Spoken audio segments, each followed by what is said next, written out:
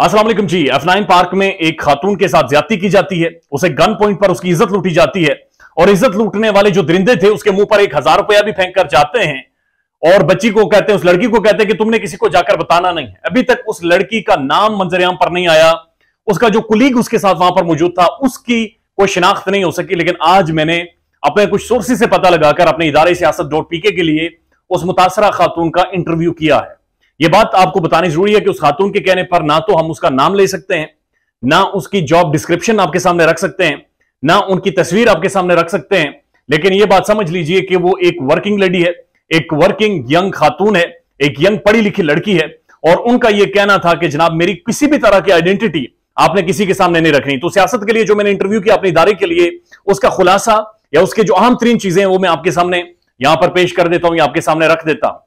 उनका यह कहना है कि F9 पार्क में जाने का फैसला उनका था, यानी जिस दिन 2 फरवरी को जब वो F9 पार्क में गए जहां पर उनसे ज्यादती की गई, यह उनका फैसला था कि वो F9 पार्क में जाएं। उनके मुताबिक 2 फरवरी को वो F10 में खाना खा रहे थे और खाना खाने के बाद उनका जो कुलीग था जो उनके साथ मौजूद था, वहां पर खाना खाने के बाद उन दोनों का यह प्लान बना कि F9 पार्क में चलते हैं और वहां पर चल के 15 से 20 मिनट वॉक करते हैं।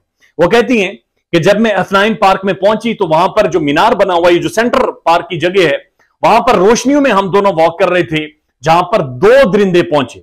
अब ये बंदूकी के बारे में जो ये खातून बात कर रही है, जो मुतासरा है, ये कह रही है 2 लड़के थे और दोनों के पास मॉडर्न जदीद वेपन था, दोनों गन पॉइंट पर, यानी इन्होंने वहां पर पहुंचे और इन्होंने हमारे ऊपर गन्स रख ली।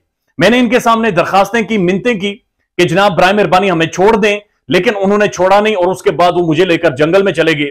मैंने उनसे पूछा कि आखिर कितना टाइम था कि आपके कितनी देर ये दरिंदे आपके साथ ज्यादती करते रहे, कितना ये ड्यूरेशन कितनी थी और क्या वहां पर कोई लोग थे या आप रोला डालती या शोर मचाती। तो उन्होंने कहा कम से कम 40 से 45 मिनट तक ये मेरे साथ ज्यादती करते रहे और 40 से 45 मिनट इस दौरान कोई बंदा नहीं आया, कोई शख्स नहीं आया, आसपास ये सिक्योरिटी के कोई लोग मौजूद नहीं थे कि मैं चीखती चिल्लाती। मैंने बहुत ज्यादा रेजिस्ट किया, इन्होंने मेरे मुंह पर थप्पड़ मारे, इन्होंने गन्स, उनके जो बट होते हैं वो मेरी टांगों के ऊपर मारे, लेकिन मेरी आवाज बहरहाल किसी ने नहीं सुनी।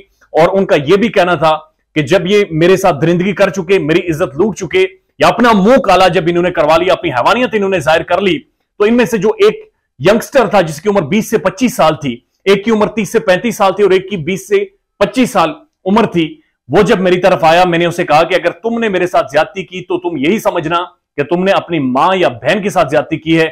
लेकिन इसके बावजूद उसने दरेग नहीं की, मेरी इज्जत लूटी और वो दोनों उसके बाद चले गए। मैंने उनसे पूछा कि फिर आपके ज़ाहिर जो हालत थी, इस तरह का एक हेनियस क्राइम आपके साथ हुआ है, तो आप वापिस वहां से पार्क से अपनी रिहायशगाह पर कैसे पहुंची? तो वो कहती है मैं कपड़े पहनकर बाहर आई और फिर मैंने 15 पर पुलिस को कॉल की, पुलिस आई और पुलिस मुझे बुनियादी तौर पर लेकर गई है। मैंने उनसे पूछा कि क्या आपके साथ जो वॉक करने वाला कुलीग था वो उस दौरान किधर था? तो उन्होंने कहा कि वो खिसक गया था, वो वहां से आगे पीछे हो गया था, रफू चक्कर हो गया था। मैंने उनसे पूछा कि क्या यह बात दुरुस्त है कि या एक सोच मौजूद है कि आपके साथ जो बंदा मौजूद था, आपका जो कुलीग था, कि उसने भी शायद ऐसी कोई ज्यादती करवाने में अपना कोई किरदार अदा किया? तो उन्होंने कहा ऐसी बात हो ही नहीं सकती, चूंकि वो रास्ता भी मैंने चूज किया था, वो जगह भी मैंने चूज की थी और मैंने कहा था कि वहां पर जाना है और वहां पर जाकर हमने वॉक करनी है। उसके बाद मैंने उनसे पूछा कि आपकी फैमिली का क्या रिएक्शन है? तो उन्होंने क्लियरली कहा कि फैमिली मेरे साथ खड़ी नहीं है, मेरे वालिद साहब मेरे साथ खड़े नहीं हैं, मेरे साथ मेरी फैमिली का कोई भी मेंबर खड़ा नहीं है, इसी वजह से मैं आइडेंटिटी सामने नहीं लाना चाह रही, इवन मैं अपनी फैमिली वालों को भी सामने नहीं लाना चाह रही और मैं ये चाह रही हूं कि फैमिली को भी ना पता चले। पता कैसे नहीं चलेगा? जाहिर पाकिस्तान के ऊपर ट्विटर ट्रेंड बना हुआ है, प्राइम मिनिस्टर को आज ब्रीफिंग्स दी जा रही हैं, स्केच उसके जारी कर दिए गए हैं, लेकिन बहरहाल उनका यह कहना था कि मैं चाह रही हूं कि जो मेरी फैमिली है उन तक ये गुफ्तगू या ये बातचीत ना जाए। उसके बाद उन्होंने कहा कि मुझे शर्म आती है उन लोगों के ऊपर जो ये बहस कर रहे हैं कि लड़की को वॉक करने क्यों गई वहां पर। उनके बकौल उनकी 6 बजे जॉब से छुट्टी होती थी, 7 या 8 बजे के बाद आधा घंटा वो वॉक करती थी, जो किसी भी इंसान के लिए जरूरी है। और F9 पार्क मैन मरकज है, मैन जगह है, वहां पर जाकर वॉक करना कोई इस तरह की बात नहीं थी कि मैंने कुछ गलत किया या वहां पर जाकर वॉक किया। साथ साथ उनका यह भी कहना था उस मुतासरा खातून का कि बुनियादी तौर पर मेरे साथ जो हुआ है वो स्नैचर्स नहीं थे, वो किडनैपर्स नहीं थे, बल्कि वो ऐसे क्रिमिनल्स थे जो इसी काम के लिए आए थे। उन्होंने ना मेरा फोन लिया, ना कोई और चीज ली, उल्टा 1000 रुपए वो मुझे देकर गए हैं।